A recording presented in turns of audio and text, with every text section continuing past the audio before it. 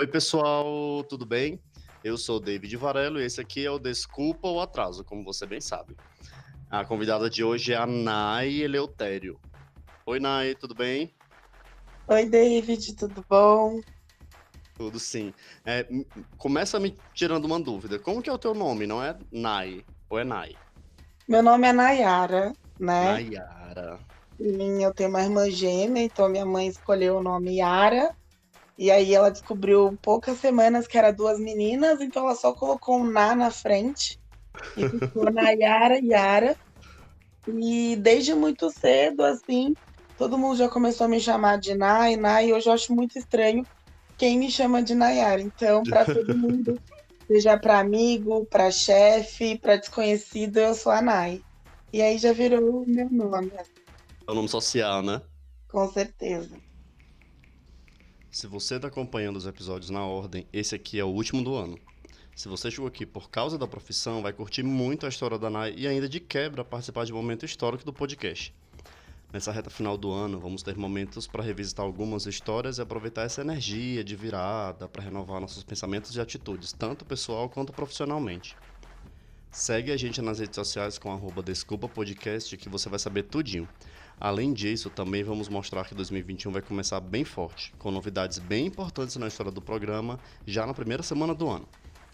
Muito obrigado por você que ouve e curte o programa. Obrigado também a você que participou das gravações e a você que ajuda na divulgação. Cada pessoa tem um papel essencial em tudo de bom que está sendo conquistado com o podcast. Muito obrigado.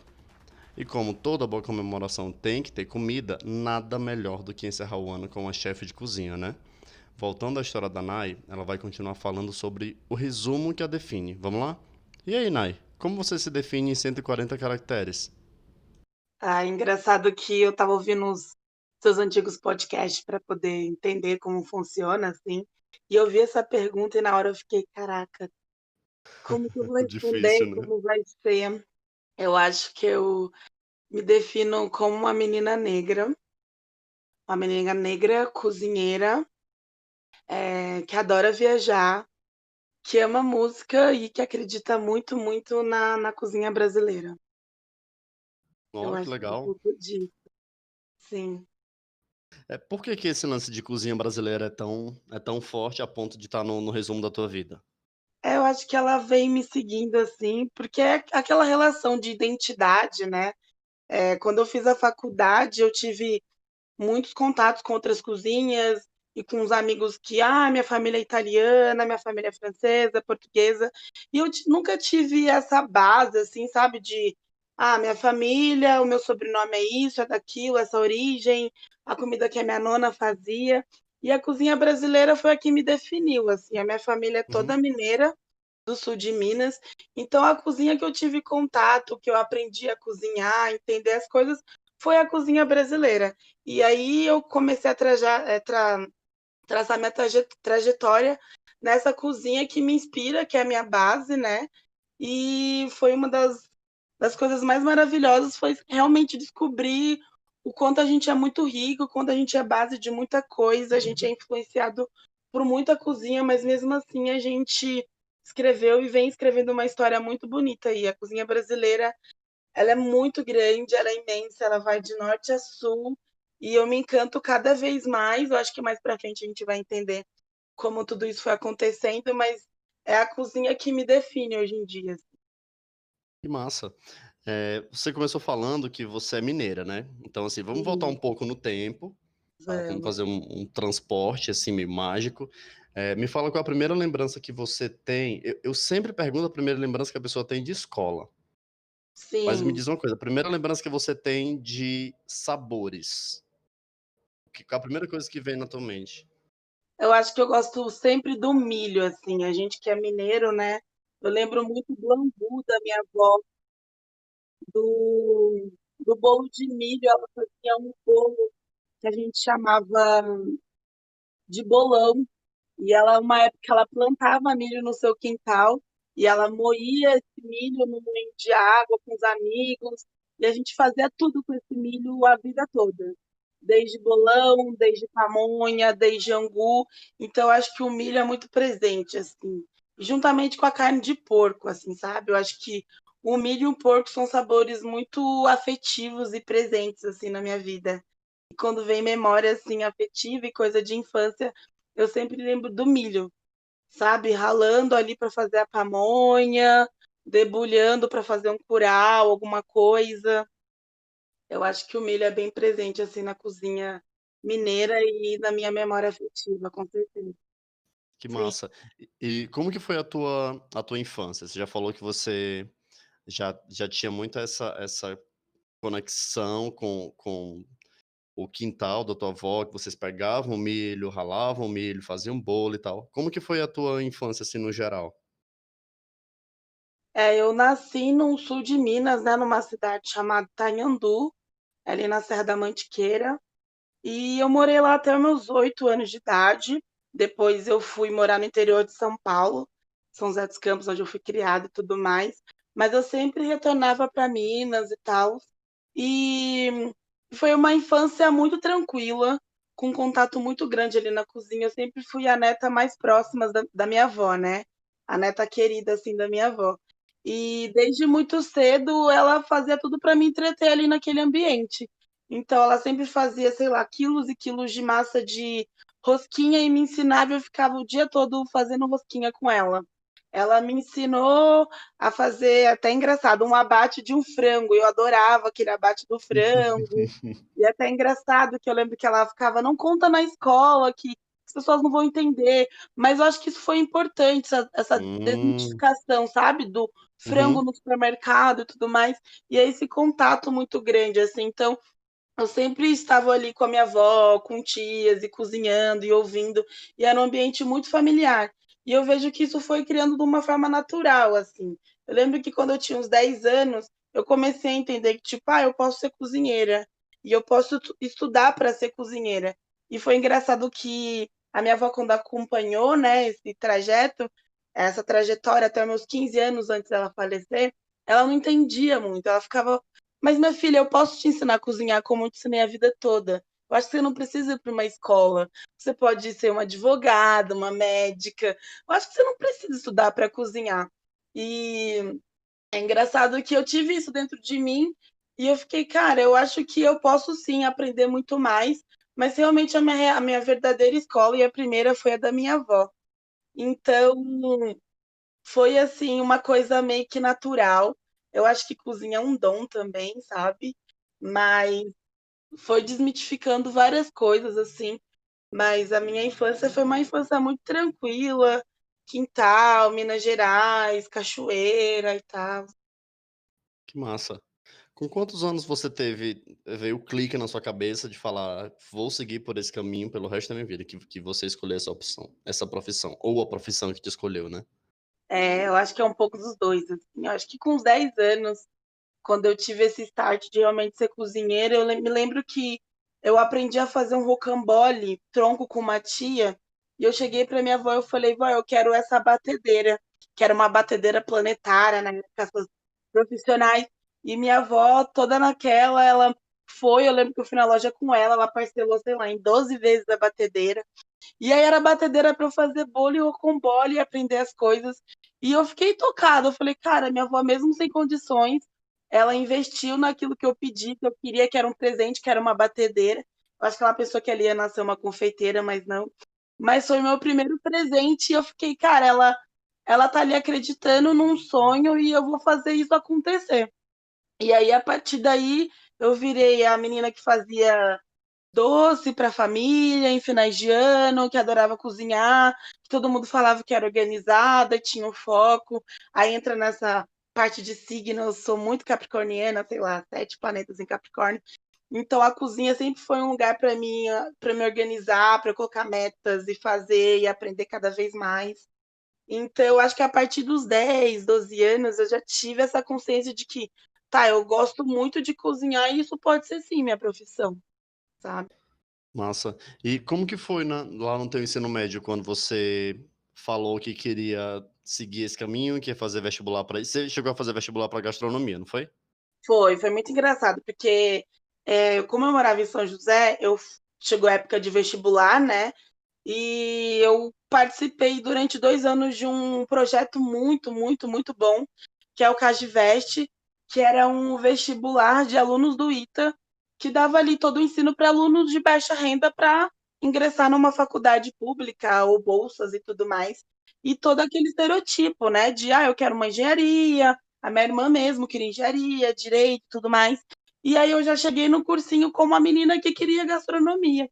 E aí foi um trajeto muito grande assim para você entender quais faculdades tinham bolsas, qual faculdade federal tinha o curso. E aí eu fui entendendo que ia ser um trajeto um pouco difícil, mas eu nunca desisti. Mas em contra-regra eu estudava bastante e eu fazia. Minha segunda opção era nutrição. Porque é aquilo, né? A galera, gastronomia, nutrição é parecido. No fundo, eu sabia que era coisas muito diferentes, mas eu precisava provar para as pessoas, cara, eu não quero fazer gastronomia porque eu tô com preguiça de estudar, eu quero cozinhar. Eu posso passar em quantas faculdades eu quiser. E foi nisso, eu prestava gastronomia e prestava nutrições nas faculdades públicas. Eu lembro que eu cheguei a passar até em algumas e eu fiquei para minha mãe, mãe, eu não vou, porque não é o curso que eu quero. Eu tô aqui provando para você que eu posso sim passar na faculdade que eu quiser, a nutrição, como todo mundo fala, mas não vai ser o que eu quero de coração, não vai ser a profissão que eu quero seguir pela vida toda. E aí, nesse cursinho, eu tive muito apoio de professores que acreditaram junto comigo e me ajudaram a pesquisar e tudo mais. E aí foi esse trajeto, assim, mas foi muito bom, assim, estar nesse ambiente vestibular e não ser. Eu falo que eu não fui muito assim, não fui pela onda da galera, né? Porque não é uma profissão muito. É comum você ser cozinheiro, mas você estudar pelo aquilo não é uma cultura muito brasileira, sabe? Existem muitas poucas faculdades, é um curso muito caro, é um acesso um pouco restritivo e muito elitista, e eu fui criando essa consciência de acordo com o tempo, assim, quando eu fui entendendo realmente aonde eu estava me metendo. Mas no final deu tudo certo. E como que foi para você chegar no curso, nesse curso, na faculdade? Você lembra como foi teu primeiro dia?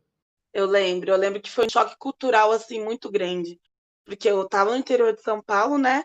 E eu vim para a capital, morar com família e tudo mais. Minha família estava muito feliz porque eu consegui uma bolsa 100% no Senac, que é uma faculdade muito boa. Eu estava ali acreditando que era um começo de uma trajetória bem bonita, assim, mas foi um choque muito grande, assim, que era uma faculdade com uma puta estrutura, mas com um perfil de alunos muito diferente do que eu era, né? Eu era uma menina vinda de escola pública a vida toda, que era fruto de projetos sociais, de ação pública, de políticas públicas, como foi o ProUni, que foi onde eu consegui essa bolsa total, né, 100%, mas era aquele choque, tipo, de pessoas contando uma realidade que não é a sua, de acesso a restaurante, acesso a viagem, acesso a livros, e eu tava com tudo ali para mim, sabe, acessível, mas foi um choque de realidade muito grande ali, sabe? Mas ao mesmo tempo eu sempre falo que foi uma oportunidade que eu abracei muito forte, assim, porque deu toda a diferença assim na minha trajetória fazer nessa faculdade com nome, com tanta importância e tal no mercado, que é o Senac.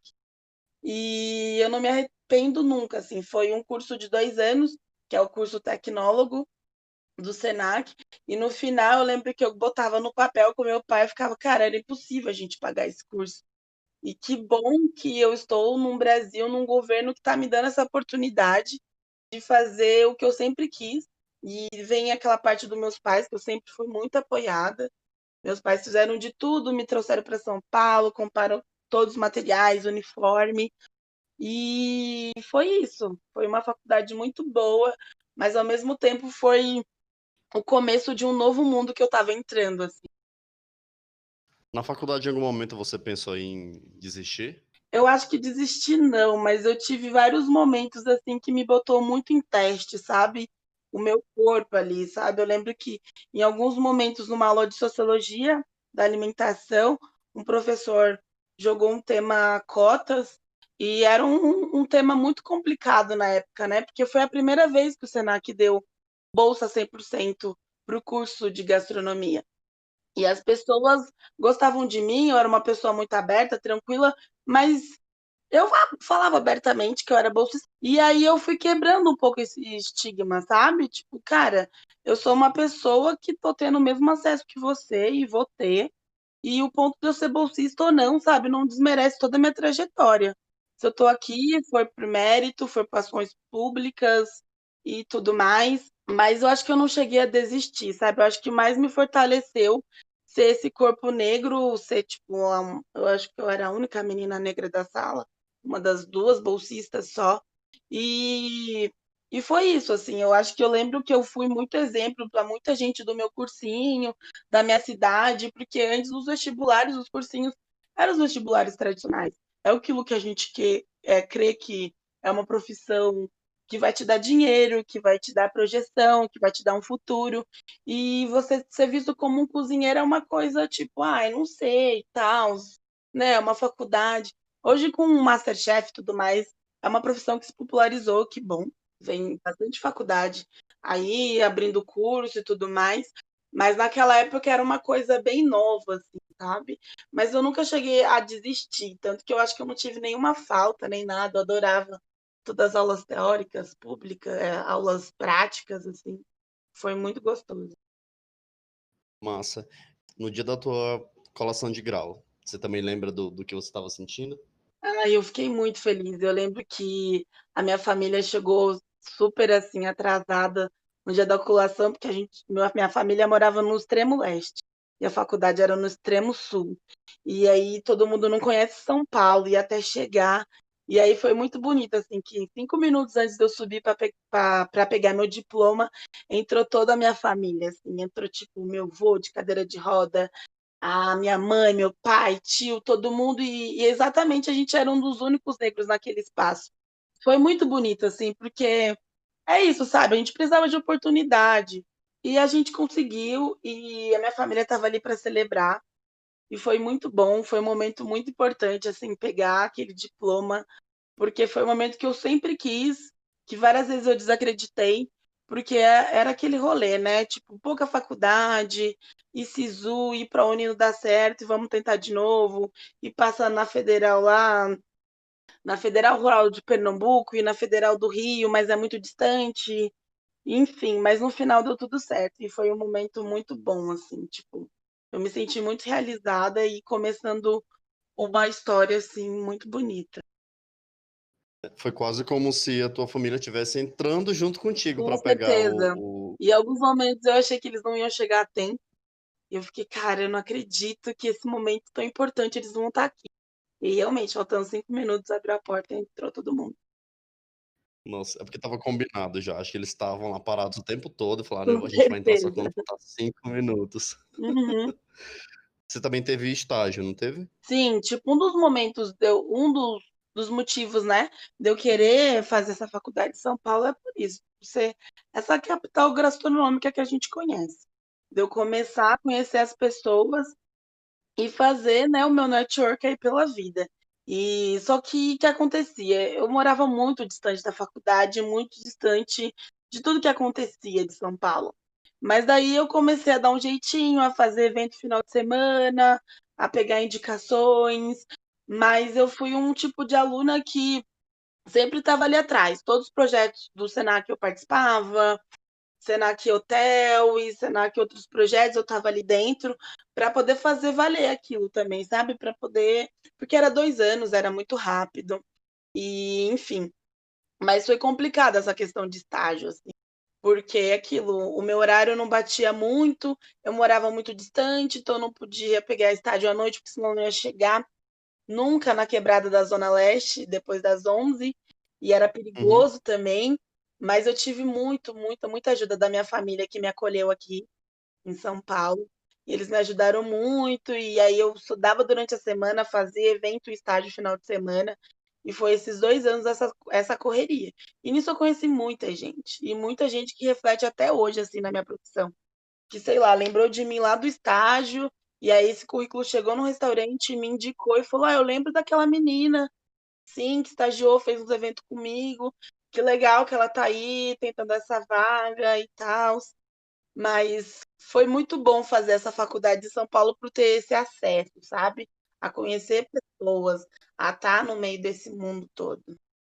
Como que foi essa tua primeira experiência no restaurante? Meu primeiro emprego, eu lembro que eu me formei em dezembro, em janeiro eu já estava mandando currículo para Deus e o mundo. E eu lembro que a minha mãe ficou: "Não, descansa, espera passar o carnaval". Eu tipo: "Não, mãe, eu preciso trabalhar, eu preciso estar no mercado, o mercado precisa me conhecer".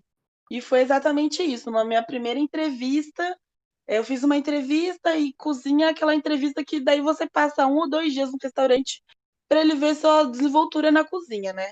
E eu lembro que eu cheguei toda nervosa e tal, e aí eu lembro que eu cortei meu dedo, passou 2 horas, eu lasquei metade do meu dedo.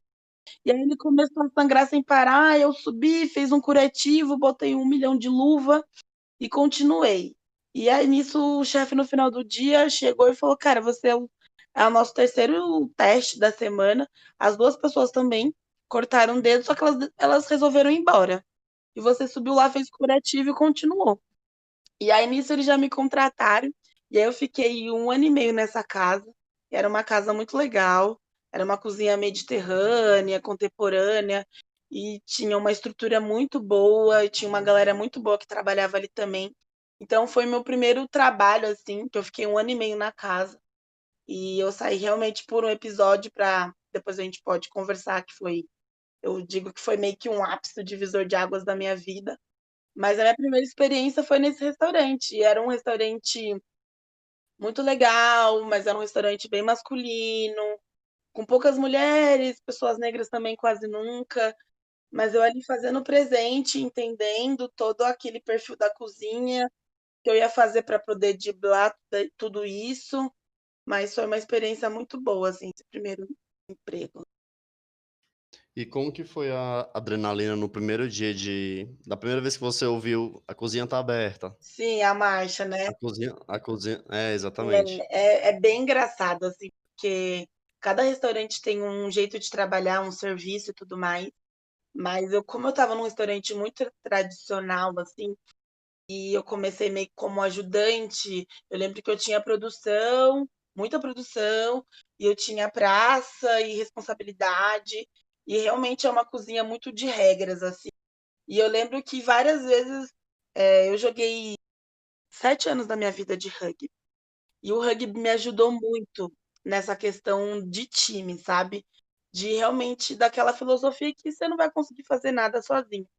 Então, essa comunicação e tentar acalmar as pessoas mesmo não estando nervosa e fazer presente ali, tipo, você pode contar comigo, vamos junto, fez muita diferença, mas até hoje, assim, o papelzinho saindo da comandeira é um negócio que eu fico até emocionada, eu gosto. Mas essa adrenalina da cozinha, né? De correria e tudo mais. E a gente tem várias gírias. Tô nadando, tô tranquilo, enfim. Mas eu gosto muito dessa rotina de restaurante, assim. É um pouco desgastante e tudo mais, mas é uma adrenalina muito boa, sabe? Você vê ali o cliente na sua frente e, enfim, a experiência que você está proporcionando para aquela pessoa a partir da sua comida, do seu afeto, é muito legal. Você falou, há pouco tempo que você queria muito entrar no mercado de trabalho, queria começar a fazer networking e tal. Então isso provavelmente começou nessa tua primeira experiência, né? Com certeza. E foi nessa primeira experiência que eu fiquei durante 1 ano e meio nessa casa, e aí uma amiga deles, que era também uma chefe bem conhecida aqui em São Paulo, ficou sabendo de mim e tal, eu era muito nova, mas já estava ali num papel legal da cozinha, com uma responsabilidade. Você tinha quantos anos? Eu tinha 21.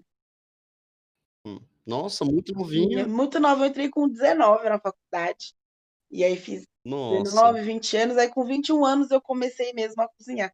Mas faz muito pouco tempo, assim, é bem engraçado. Eu tenho 26 anos ainda, mas a gente já passou por várias coisas aí. E aí um desses contatos, né, desse network, me fez chegar em Fernando de Noronha. E, e foi aonde eu cheguei, sem saber nada, que era uma ilha ou não. E aí eu passei ali 2 anos da minha vida intensos e cozinhando, entendendo o que é cozinhar dentro de uma ilha, onde você tem muito recurso ou não, onde tudo vem de fora, aonde que é dito como paraíso para todo mundo, mas para você ali, numa rotina de cozinha, num lugar muito turístico, pode ser um ambiente muito tóxico também, como foi. Mas eu acho que Uhum. Fernando de Noronha e essa estadia no Nordeste me abriu a cabeça para muita coisa, assim, e me fez entender muita coisa, me ensinou coisas além da cozinha, assim, sabe? A relacionar com pessoas. E eu acho que isso se reflete muito nessa parte de liderança que eu estou hoje no Baru, que é você entender o seu cozinheiro, você ouvir ele, você entender o que ele tá, o que está acontecendo, a desenvoltura dele, o que ele quer para a vida dele, o que você pode unir e você formar uma equipe legal. Eu acho que a cozinha do Nordeste é uma cozinha muito afetiva, ela é uma cozinha que exige muito da gente, ela é muito simples, mas assim, o contato com pessoas que às vezes você perde um pouco aqui em São Paulo, né? Porque em São Paulo é muita demanda. São Paulo você saiu, entra outro, você vai embora, entra outro restaurante, fecha, abre, não sei quantos por dia. E ali em Noronha eu aterrissei, assim, meu pé entendi o que eu queria para minha carreira como cozinheira, assim, sabe? Foi quase um desacelerar para poder engatar a Foi. segunda marcha mais para frente, né? Foi exatamente isso que aconteceu. Eu desacelerei total.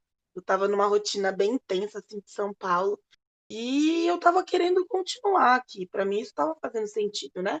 Essa vida correria e tal, dá um pouco de prazer, ainda mais na cozinha. Mas aí quando eu saí meio que do nada e foi entender outra realidade distante da minha, tudo fez muito sentido, assim. Eu coloquei os pés no chão, muito nova, sozinha, sem conhecer ninguém, sem nunca ter ido para o Nordeste, não conhecia nada do Nordeste. E parei lá naquela ilha e quando eu pisquei, passou 2 anos. Nossa, muito rápido mesmo. Depois de lá, você voltou para São Paulo? O que foi que aconteceu? Ah, e depois de lá foi que aconteceu. Eu estava ali 2 anos em Noronha e eu tinha já, nesse meu último trabalho, eu trabalhei em 2 lugares lá. O meu último trabalho é um lugar muito, muito, muito maravilhoso, especial, assim. Era uma pousada bem pequena, intimista, a gente tinha uma permacultura, tudo saía dali, eram produtos orgânicos, peixe pescado na hora e tudo mais.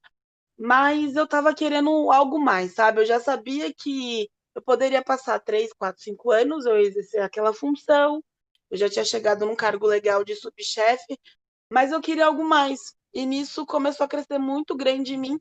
E aí veio um desejo que eu tinha desde a época da faculdade de conhecer as cozinhas do Brasil, de ter essa experiência realmente da cozinha brasileira em si. E eu falei, cara, vai ser agora. Eu vou juntar toda a grana que eu tenho, toda a grana que eu juntei, e eu vou fazer um mochilão. E foi muito chocante, assim, para minha família, porque eu já estava há 2 anos fora, eu via eles muito pouco. Quando eu realmente voltei para São Paulo, eu peguei as minhas malas em 2 meses, me organizei muito rápido e viajei. E viajei e fiquei 6 meses longe de casa, sozinha. Nossa, mas em lugares diferentes, né? Sim, eu peguei um voo para Manaus, fiquei uma semana em Manaus, e ali eu comecei a descer, e aí eu passei por tudo. Eu passei por Santarém, eu fui para Belém, eu fui para Alter do Chão, eu fui para Manaus, todas as capitais do Nordeste, e aí eu parei na cidade onde eu nasci, que foi Minas Gerais. Então eu desci todo o Nordeste, toda a costa, conheci todas as capitais que eu não conhecia. E ali eu fui comendo, provando sabores, conhecendo pessoas, conhecendo aquela cozinheira de casa, e tudo ali, tudo bem simples, entendendo realmente o que é esse Brasil.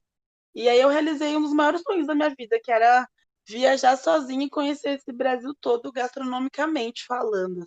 E foi muito bom. E quando eu parei em Minas Gerais, né, eu parei bem nas épocas de final de ano e revi toda a minha família novamente, e aquilo me deu uma vontade de tipo, e aí, agora, qual que é o próximo passo? Para onde você vai? E aí o destino me fez ficar novamente em São Paulo. E aí essa fase que eu tô agora, que já completa 2 anos que eu voltei dessa viagem, e aí eu voltei muito mais madura, sabendo o que eu queria, sabe, muito mais ponta firme, entendendo o quem que eu queria ser, né? A referência que eu queria ser para as pessoas, o trabalho que eu acreditava e tudo mais.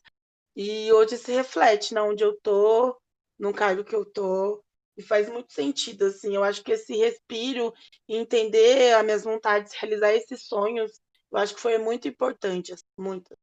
Que massa. Me fala assim, o que que de muito legal aconteceu nessa viagem, que você sempre conta pra qualquer pessoa quando você começa a falar da viagem, o que aconteceu de muito legal e o que foi de muito, muito, muito chato, muito bizarro, muito ruim que aconteceu. Muito legal que aconteceu, David. Eu acho que eu tive muita ajuda, assim, das pessoas, que eu conheci durante toda essa minha trajetória aí. Eu fiquei em todas as capitais, em casa de amigos ou conhecidos, e o que me dava mais prazer era eles cozinharem para mim e no último dia eu cozinhar para eles, assim, sabe? Eu acho que foi essa troca. E a galera fica um pouco intimidada, né? Ai, mas ela é cozinheira, mas ela é chefe, tá aqui em casa, como que eu vou cozinhar? Cara, eu preciso aprender com você. Eu preciso entender essa cozinha afetiva que você aprendeu com a sua avó, com a sua mãe.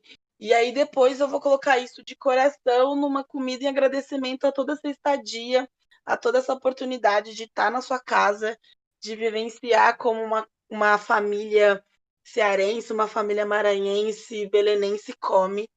E foi muito boa, assim, essa troca. Eu lembro que era esses momentos de despedida, né, que eu sempre fazia no meu último dia de estadia, mas era um momento de troca muito grande, assim, e deixava um apertinho no coração, que eu ficava, cara, sabe, que legal isso, sabe, que um momento da vida eu ia vivenciar isso, sabe, cozinhar na casa das pessoas, entender a realidade, como essa pessoa come, como a comida é importante para ela também. E um dos momentos bem difíceis, assim, da viagem, eu acho que foi quando eu estava viajando de barco, né? Porque a gente sabe como é o norte do Brasil, né?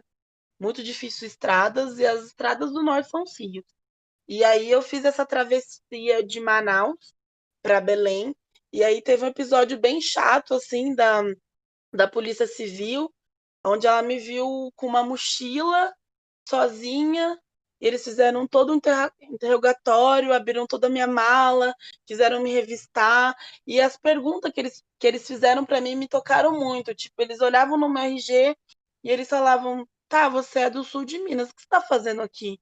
No meio do norte, viajando sozinha, com uma mochila nas costas, o que você faz da vida? E aqueles questionamentos me fez assim, em outro momento que eu fiquei, cara, por que uma mulher negra independente, jovem, que tá só querendo fazer o rolê dela acontecer, tá sendo tão julgada por esses homens, sabe? E foi um momento Uhum. bem difícil, mas foi bem no comecinho da viagem que me fez entender e ser forte em toda essa viagem, sabe? Eu sabia que eu ia encontrar essas pessoas, me deparar com esse racismo estrutural que é tão presente, né? E foi isso, sabe? Eu acho que me deixou mais forte. Eu acho que no começo veio essa injúria, essa tristeza, essa revolta, né? Porque é aquilo. Mas eu acho que eu vim de uma família negra muito consciente e que me fez entender o que era esse corpo, sabe? Nesse mundo, nesse Brasil. E, e eles sempre me passaram, tipo, cara, você vai passar por esse episódio, mas você não pode deixar isso te abalar. Você não precisa ser forte sempre, porque esse corpo também é um corpo humano, sabe? E tem suas fraquezas e tudo mais, mas você precisa ter dentro de você onde você quer chegar. E foi isso, sabe? Eu acho que esse primeiro episódio que eu não estava esperando me fez entender tudo que eu estava querendo fazer e tudo que eu era, tudo que eu precisava ser naquele momento. Tipo, cara, você não vai desistir da sua viagem. Você tá fazendo isso por você, por um monte de gente, por toda a sua família que acredita muito em você. E foi isso. E aí foi essa leveza e durante toda a viagem foi com situações mais tranquilas. Esse episódio foi o único mesmo, mas foi o único episódio chato assim que aconteceu, que eu me deparei assim, né, pela primeira vez nesse nesse racismo estrutural. Eu já sendo uma menina consciente. Eu acho que isso sempre aconteceu, mas vai daquilo, né, da sua consciência. Foi isso. Antes da gente chegar no Baru, que é o lugar que você está hoje, Sim. vou te fazer uma pergunta bem difícil, tá? Espero que seja bem Ai, difícil. meu Deus. Inclusive para você responder. Tá. Qual foi a cidade que você foi, que você voltaria milhares e milhares de vezes e nunca ia se cansar, que você teve uma conexão gigantesca com ela? Eu acho que foi. Posso falar duas cidades?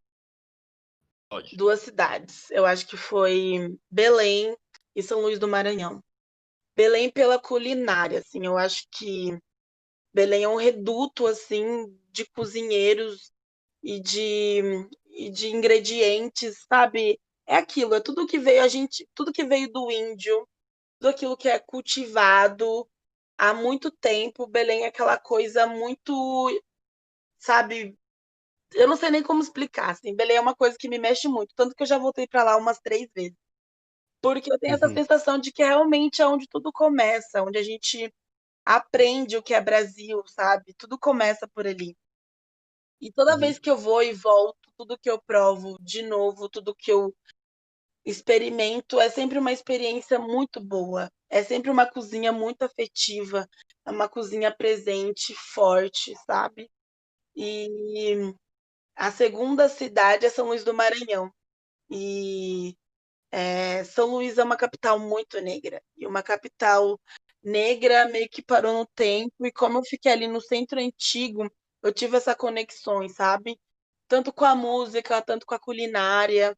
E foi algo que me tocou muito, assim. Eu fiquei, cara, que massa, sabe? Tipo, eu nunca imaginei ir para São Luís do Maranhão, eu nunca imaginei conhecer tantas pessoas legais lá, comer tanta coisa boa, ter esse contato com essa negritude. E foi isso que eu tive sempre questões assim nessa viagem, que eu sou de uma família negra, mas uma família negra do Sudeste, sabe? Tem muita influência europeia, influência branca. E quando você chega em Salvador ou em São Luís, você tem um contato com algo que é preservado, sabe? Com algo que é exaltado, que é respeitado, que as pessoas têm esse costume de passar para pai, para filho, sabe? De pai para filho, de vô, e aquela coisa que é uma cozinha afetiva e ancestral, sabe? E foi muito legal, assim. Eu tenho muita vontade de voltar novamente em São Luís e ficar, sei lá, um mês por lá. que massa. Agora, vamos voltar para voltar não, né? Vamos chegar lá no Baru, que é o lugar que você está hoje. Como que foi para você começar a trabalhar depois desse renascimento, né? Que você teve com essa experiência gigantesca com essa viagem toda? Foi muito engraçado, porque eu entrei no Baru por indicação de um amigo, e eu fiquei, cara, eu preciso de um trabalho, o meu seguro-desemprego tá acabando, eu não tenho mais salário, a viagem acabou, eu tô aqui cheia de ideias, querendo fazer acontecer, mas eu preciso de um lugar legal, porque eu quero ficar em São Paulo, mas eu quero ficar em um lugar que me faça sentido, um lugar que me faça crescer, evoluir profissionalmente. E aí esse meu amigo indicou o Baru, e eu lembro que na minha primeira entrevista, a gente tem aquele protocolo de entrevista, né? Leva o seu currículo, ele faz várias perguntas, você pergunta e tudo mais. Mas para minha surpresa, quem fez minha entrevista foi o chefe, o proprietário, que é o Dagoberto Torres. E eu lembrei dele de um episódio na época da faculdade. Quando eu estava na faculdade, ele foi meio que um chefe convidado a dar uma aula e eu estava responsável por essa sala. E eu lembro que eu assisti a aula dele, um cara colombiano, trazendo ali a cultura do ceviche, da sua cultura ali colombiana e tudo mais, uma coisa nova para São Paulo. Eu fiquei muito encantada com aquilo. Eu falei, cara, é isso, sabe? Eu tenho que trazer o que é a minha história, o que eu cresci comendo, o que minha avó me ensinou e tudo mais. E aí, depois de, sei lá, 5 anos atrás, eu estava ali na frente com ele fazendo uma entrevista. E aí, essa entrevista foi muito engraçada, porque foi um bate-papo. Eu fiquei, cara, eu tô com a cabeça a milhão. Eu acabei de chegar de uma viagem de mais de 6 meses de norte, nordeste, sudeste. Eu passei por muita coisa. Eu, no momento, se eu te falar, eu não quero ficar em São Paulo, mas eu sei que eu preciso ficar em São Paulo. E foi essa entrevista super gostosa e tudo mais que a gente criou uma relação muito gostosa. E ali eu entrei como cozinheira. E aí eu fui entendendo, e o Baru tem uma filosofia muito legal, muito próxima do seu cliente, muito próximo com o seu ingrediente, com o seu fornecedor. E tudo isso foi fazendo muito sentido, sabe? Eu lembro que os dias de São Paulo foi ganhando mais sentido. Eu fiquei, cara, que lugar legal e tudo mais. E aí, quando eu pisquei o olho, já se passaram 1 ano e meio de casa, quase 2 anos. E ali eu fui Uhum. percebendo a confiança deles, da equipe, e aí eu fui alcançando outros passos e evoluindo e crescendo. E sempre naquela insegurança, né? Porque a gente é muito insegura. E o Baru sempre foi uma cozinha que teve chefes homens, né? E a maioria deles estrangeiros também, latino-americanos e tudo mais. E aí, quando o Dago me fez a proposta e eu fui entendendo o papel que eu ia exercer ali, eu fiquei muito segura. Eu fiquei, cara, eu acho que não é para mim agora. Eu acho que eu tenho 26 anos, é muita coisa, eu já tô um pouco assim, só que eu falei, não, cara, é agora, você veio para São Paulo para isso, para fazer acontecer, sabe? É isso, vamos almejar um pouco mais, vamos subir esse degrau. Você nunca vai deixar de ser cozinheira. O propósito agora aqui é outro, vamos desenvolver o outro lado seu. E é isso que está acontecendo agora, assim, sabe? Eu tô nesse constante aprendizado. A gente tem uma equipe muito massa, de cozinheiros maravilhosos que acreditam em tudo que tá ali, que abraçam muito a causa, que fazem esse ambiente de cozinha ser um pouco mais leve, sabe? Lá é um ambiente leve de cozinha. Tem todas as tretas que tem em todo restaurante, como sempre, né? Imagina. O que que tem de treta em restaurante? É um ambiente muito complicado, assim, Davi. Que é aquilo, né? São muitas horas de trabalho. A gente trabalha domingo, a gente trabalha feriado, a gente trabalha no lazer das pessoas. E a gente vai levando o nosso corpo à exaustão, a mente também é exaustão. Então, se você não está num ambiente ali que faz sentido, que as pessoas confiam no seu trabalho, que as pessoas querem trabalhar junto e fazer aquele negócio crescer, vira um ambiente muito tóxico. Sempre que eu tenho amigos assim que já desistiram da carreira por realmente não dar conta dessa demanda, dessa pressão toda. Eu sei que às vezes é um pouco diferente do que a gente vê na TV. Na TV é uma coisa mais reality e tudo mais, mas na cozinha realmente é uma realidade difícil. Assim, você abre mão de convívio com família, de relações com os amigos, sabe? Você sempre vai ser o amigo que vai de vez em quando, o amigo que chega depois da meia-noite, o amigo que tá sempre cansado. Mas é engraçado que quando eu escolhi a gastronomia, eu sempre tive comigo que eu sabia onde eu estava me enfiando. E eu sempre conversei com pessoas já com mais tempo de carreira e tentava entender. Eu falei, cara, é isso. A cozinha é uma doideira, mas eu não vou endoidecer junto, não. Eu vou saber até o meu ponto, eu vou saber, saber a hora de sair, a hora de ficar e tudo mais. Mas realmente é um ambiente assim que daí junta horas trabalhadas, o salário que a gente não é tão bom, tão bem remunerado como a gente merece, né? Enfim, mas é isso. Eu imagino que deve ser um ambiente muito intenso, né, de Muito tudo, intenso. de coisas muito boas e coisas muito ruins, né. Cobrança, perfeição, você está ali proporcionando uma experiência para o seu cliente. E pode passar 50 pessoas na casa, você tem que dar aquela experiência para a pessoa, uma experiência legal, entregar o seu melhor. E isso gera muita pressão, sabe? Tem dia que você não tá bem, tem dia que você não quer cozinhar, que não tá legal, mas aquilo é sua profissão, sabe? Você precisa exercer aquilo da sua maneira mais tranquila e leve possível. Mas às vezes é difícil, difícil. Sim, sim, imagino. Sim. Me fala assim, agora vamos sair daqui a pouco a gente volta para o teu ambiente de trabalho, agora vamos sair um pouco e me fala assim, quando você está em casa, tá, na sua casa, na casa de amigos, enfim, imagina que a gente não está em pandemia também, tá, Tá tem isso bom. também. Qual que é a sua receita favorita, que você gosta de fazer? Ai, deixa eu pensar. Nessa quarentena, agora eu tô em ativa, né? Mas eu fiquei 3 meses em casa.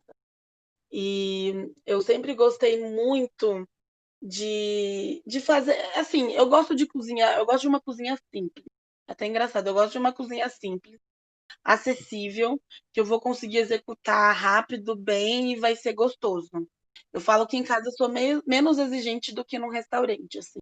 Mas eu gosto muito de fazer um arroz, de fazer uma farofa. Gosto muito de fazer uma farofa, eu gosto muito de fazer uma massa. Eu acho que, tipo assim, eu acho que vai nessa casa, sabe? De um arroz bem temperado, de uma farofa bem feita, de um macarrãozinho ali gostosinho que a pessoa vai comer e vai se sentir abraçada. Eu gosto disso, assim. Qual é a sua receita que você abre mão de tudo para poder comer aquilo que é a sua comida favorita? Eu gosto muito, muito, muito, muito de carne de porco. Então, uma boa costelinha ali na panela, tal, feita com calma, lentamente, bem cozida, é algo assim que eu perco as estruturas. Eu gosto muito de uma costelinha de porco ali, e aí você já vai, já faz um angu, faz uma couve bem fininha. Eu gosto disso, assim, eu acho que carne de porco é umas coisas que meu coração, assim, balança muito forte. É muito forte, eu gosto muito. E qual é a receita que você faz, que toda vez que você faz, você pensa: "Eu sou muito foda"? Deixa eu pensar que nossa, que pergunta difícil. A gente é muito exigente na cozinha, a gente nunca eu digo por mim, assim, deixa eu pensar. Mas o signo ajuda também, né? Ajuda, o signo aí é difícil. Eu acho eu acho que é meu risoto.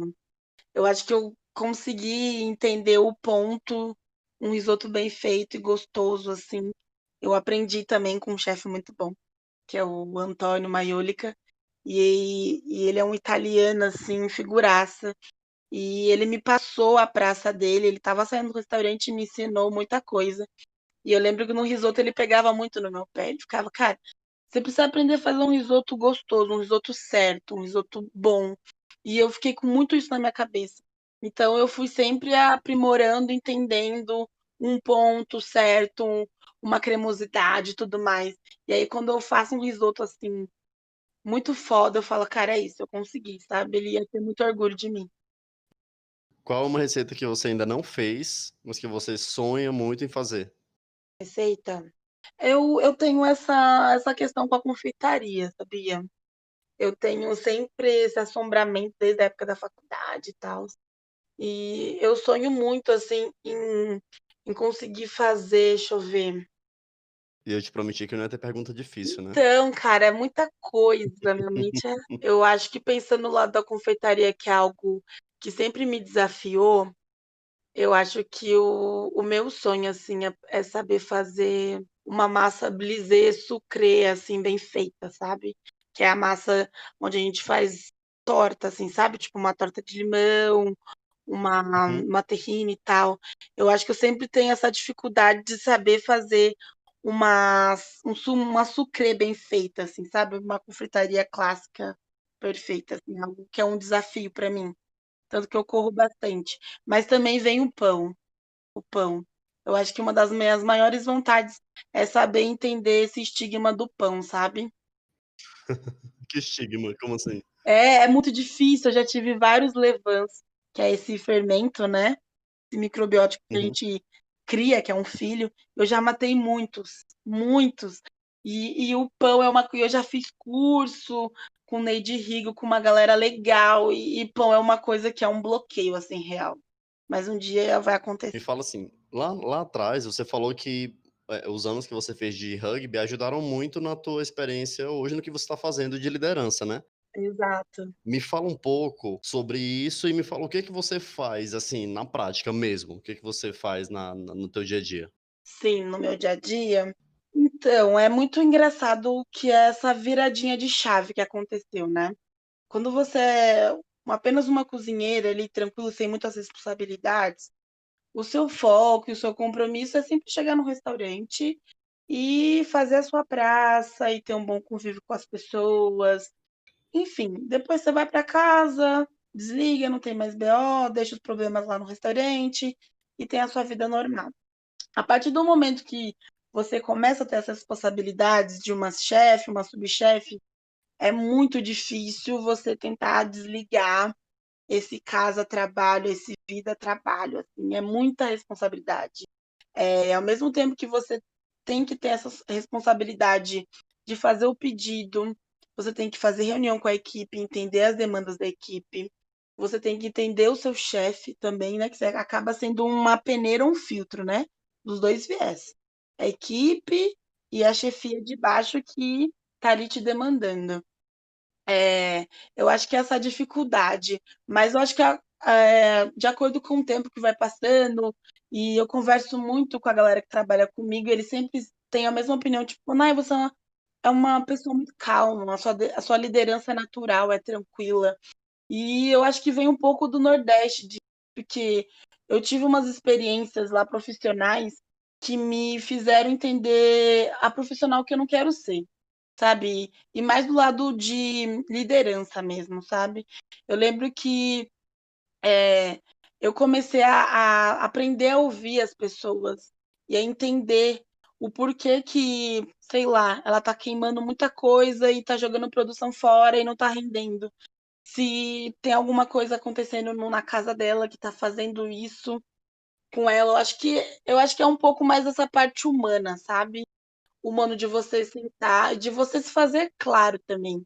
Eu acho que um pouco dessa tranquilidade que eu fui adquirindo é de querer muito ser tratada daquele jeito, sabe? Eu acho que a chefia que eu não tive de pessoas tranquilas que sentassem comigo e conversassem e quisessem entender a raiz do problema e tudo mais, eu não tive. E eu quero ser um pouco disso para as pessoas, sabe? Eu quero que elas se sintam confortável ali naquele ambiente que às vezes ela passa 12, 10 horas por dia, sabe? Que é a segunda casa dela. Uhum. Então, eu acho que é isso, assim, sabe, que eu venho exercendo um pouco hoje e que me ajuda. Você ser um pouco mais humana, entender as suas demandas da cozinha e entender com quem você trabalha, sabe? Essa coletividade. Entender, mostrar para o seu cozinheiro a importância da função dele para aquilo tudo acontecer. Eu acho que é um pouco disso, sabe? Às vezes é muito mais uma competência, eh, comportamental do que técnica, né. Exato, Quando a gente tá em liderança, a gente começa a enxergar de um outro jeito, né. muito. A gente começa a ver esse lado RH que a gente nem achava que tinha, sabe? Sim. É muito disso. E às vezes eu fico até meio, ai, cara, sei lá, eu não tô cozinhando muito, eu tô só nessa demanda de orientar e tudo mais. Mas aquilo, tipo, eu gosto de olhar no olho da pessoa, você não entendeu? A gente explica de novo 50 vezes, tá tudo bem, sabe? Você não é uma máquina, você tem suas fraquezas, seus momentos, e tá tudo bem. E a empresa vai entender isso e precisa entender. Mas eu acho que a partir do momento que você tem esse olhar mais humano, a pessoa, consequentemente, ela vai dando mais valor naquele trabalho. E aquilo vai resultando numa equipe mais tranquila, numa equipe concisa, boa, competente, sabe? Porque Uhum. ela vê aquela sensibilidade da empresa com ela e da liderança com ela, entendeu? Nossa, total. A gente já falou sobre várias dicas, tá, no decorrer do Tá, programa todo.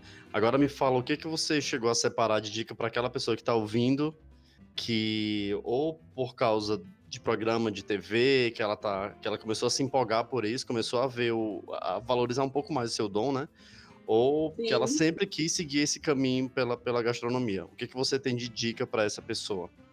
Ah, é engraçado que eu também fiquei pensando nessa dica que eu sei que tem nesse podcast. Eu fiquei, tá, Nayara, vai pensando aí nessa dica e tudo mais. Eu até pensei, eu acho que vou indicar livros e alguma coisa. E eu fiquei pensando assim, eu falei, cara, eu acho que não. Eu acho que uma das primeiras dicas que eu dou para quem gosta da cozinha, quer seguir essa profissão e tá entendendo que é um dom, um chamado, alguma coisa do tipo, é, eu acho que é vivencie essa cozinha primeiro, sabe? Tem essa primeira experiência, vá em lugares simples ou não, coma, sabe? Eu acho que o comer é muito importante. Quando você come coisas que não estão nos seus costumes ou não, quando você se permite, né, a conhecer sabores e texturas, consequentemente a sua mente vai expandindo e você vai resgatando algumas coisas e criando, né, a sua identidade. Eu acho que é isso. Entenda a profissão que você quer entrar, sabe? Eu acho que é muito bonito a gente ir para uma linha de, ai, mas eu quero fazer gastronomia porque eu quero um programa na GNT e tudo mais. Só que a realidade não é um pouco isso, sabe? É realmente uma doação, sabe? A cozinha é você acreditar naquilo que te faz sentido, que é o cozinhar para o próximo, cozinhar para outra pessoa, no lazer Uhum. daquela pessoa, proporcionar a experiência para a pessoa. A segunda dica que eu dou é a partir do momento que você entrar dentro de uma cozinha, entender que aquilo é para você, cuide do seu corpo. Isso é muito importante, sabe? Isso independe de um corpo magro e tudo mais, sem estereotipo, mas cuide desse corpo. A gente passa muitas horas em pé, é um trabalho exaustivo e tudo mais. Então, assim, cuide dele, sabe? Movimente esse corpo, faça ele entender, para você conseguir anos ali de carreira. É uma coisa que eu aprendi um pouco assim também nessa quarentena, sabe? Eu preciso cuidar desse corpo para ele estar lá com 50 anos em pé dentro de uma cozinha, sabe? E a terceira dica que eu dou, eu acho que é realmente você se apegar um pouco à leitura também. Eu acho que é bem complicado, assim, o Senac ele tem um hall de livros muito grandes. E eu lembro que tinha muitas promoções, assim, de ex-aluno e de aluno, de desconto. E eu fui comprando esses livros e eu fui estocando e eu fui começar a ler mesmo depois que eu entrei para a cozinha. E coisas assim, pontuais ou não. Mas realmente, tipo assim, eu lembro que tem um livro que eu gosto muito, que é A Formação da Cozinha Brasileira, do Carlos Doria. Lógico, puxando a sardinha para essa viés que eu gosto da cozinha brasileira, mas é entender historicamente, sabe? Eu acho que quando você vai resgatando algumas coisas históricas que fazem sentido, a cozinha vai ganhando sentido também na sua visão. E eu acho que é isso, um pouco do resgate dos livros, e uma coisa mais tradicional ou não, um livro descontraído ou não, mas sempre essa leitura, sabe? É muito Uhum, bom. massa. Eu não sei se você sabe, mas já me foi prometido um jantar seu, através da sua Sim, irmã, de uma amiga em comum, que a gente tem que descobrir esse meio. Costumo dizer que não é nem por acaso, foi destino nosso. sim. E espero muito que a gente consiga fazer isso no futuro próximo. Por por favor, vai ser um prazer. Muitíssimo obrigado. Nossa, eu vou te agradecer assim imensamente. Não, vai ser um prazer. Também tá na minha fila visitar você, quero ir no Baru também. Já falei com meu namorado que a gente vai tal Por dia, eu favor, vou dar um oizinho lá pra você. por favor. Ó, a gente tá chegando no momento final. Então, assim, agora eu queria pedir pra você falar como que as pessoas conseguem te encontrar para poder conversar, pegar alguma dica, falar alguma coisa, enfim. E aproveita que, mais do que nunca, esse momento também é todo teu. Primeiro eu queria agradecer, né, essa oportunidade de gravar o meu primeiro podcast, gente. Enfim, eu acho que deu tudo certo. Acho que foi uma conversa legal e tudo mais. Nas redes sociais, o meu Instagram é nai.eleutério. Eu tô no Facebook também e tudo mais, mas eu acho que a minha maior comunicação hoje em dia é no Instagram. E tem o Instagram do Baru também, que é Baru Marisqueria, e é um projeto muito legal, um restaurante assim excepcional, que eu gosto demais, não é só porque eu trabalho lá, mas é um lugar que vocês terão uma experiência assim única, sabe? É muito legal. E é isso, eu estou super aberta. Eu gosto muito de trocar figurinhas, de conversar, de dar dicas, de instruir, de aprender também junto com vocês. E é isso. Foi muito bom essa conversa, foi uma conversa bem descontraída, estava um pouco nervosa, achando que eu não ia conseguir fluir a conversa e tudo mais, mas eu acho que foi ótimo e que deu tudo certo. E é isso, muito obrigada pela oportunidade, viu, Davi? Nossa, que é isso, eu que agradeço. Foi incrível. Eu tenho muito mais coisa para perguntar, mas isso talvez a gente deixe para um episódio mais para frente, para um episódio Ai, extra, enfim. sim. Aham. Mas eu quero agradecer você imensamente, porque eu sei, como é conturbada a sua agenda, que você precisa aproveitar muito seu tempo para descansar. Espero que você tenha gostado da nossa gravação e muitíssimo obrigado, do fundo do meu coração. Imagina, obrigada a você, viu, David? Foi ótimo. E eu acho que foi um portal para vários podcasts agora, porque eu gostei. Sem dúvida. É muito bom, é viciante. Sim. E assim, queria dar um tchauzinho e para você que está ouvindo, até o próximo episódio. Tchau, tchau. Tchau, tchau. Este podcast faz parte do movimento LGBT Podcasters. Conheça outros podcasts através da hashtag LGBT Podcasters ou do site www.lgbtpodcasters.com.br.